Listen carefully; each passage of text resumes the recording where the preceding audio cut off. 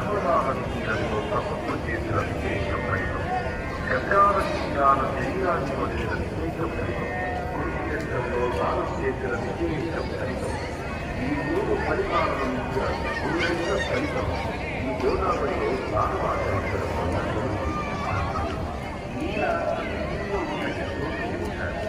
వాళ్ళందరికీ కూడా ఇది తెలుసుకోవలసిన అవసరం.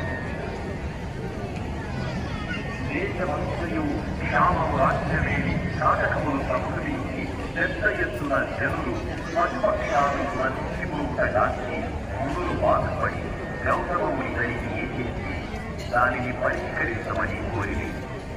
గౌతమముని ఈ కార్యం మనం తలపెట్టవలసినది కాదు అని వాడించారు. అందుకు బాధపడిన గురువు ఏదైనా ఉపాయం గౌతమముని వారిని ఈ కార్యమును సాధించవలనని కలిసి వారి తప్పవలము చేత ఒక క్షణానిమైన మాయా గురువు దాని గౌతమముని ఆశ్రమ వాత్సల్యంతో ప్రవేశపెట్టి అది రాసిన గౌతమముని ఒక చిన్న గర్భంచే దానిని అడిగించగా తక్షణమే అది మరణించినది.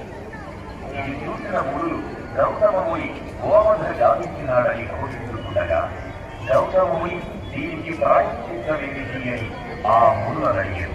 అంతటా మునులు శివుడి జటాజుటమునందు బంధించి ఉన్న గంగను ప్రార్థించి తెచ్చి ఆధారముగా ఈ గోమును బ్రతికించవచ్చును అని ఉపాయము చెప్పారు. అంతటా గౌతమముని శివుణ్ణి పరమభక్తితో ప్రార్థించ పరవశుడైన శివుడు శిరముంచి గౌతమముని ఆశీర్వదించ గంగను ఇలకు పంపించాను.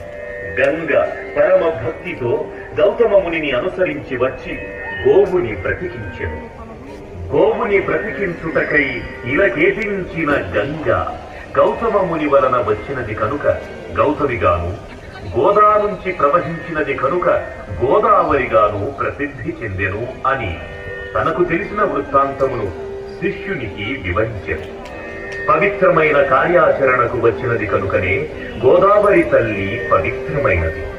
పశ్చిమ కనుమలలోని నాసిక్ నందుగల గోకర్ణికం నుండి ఒక చిన్న ధారగా ప్రవహించి నదిలా మారి దక్షిణ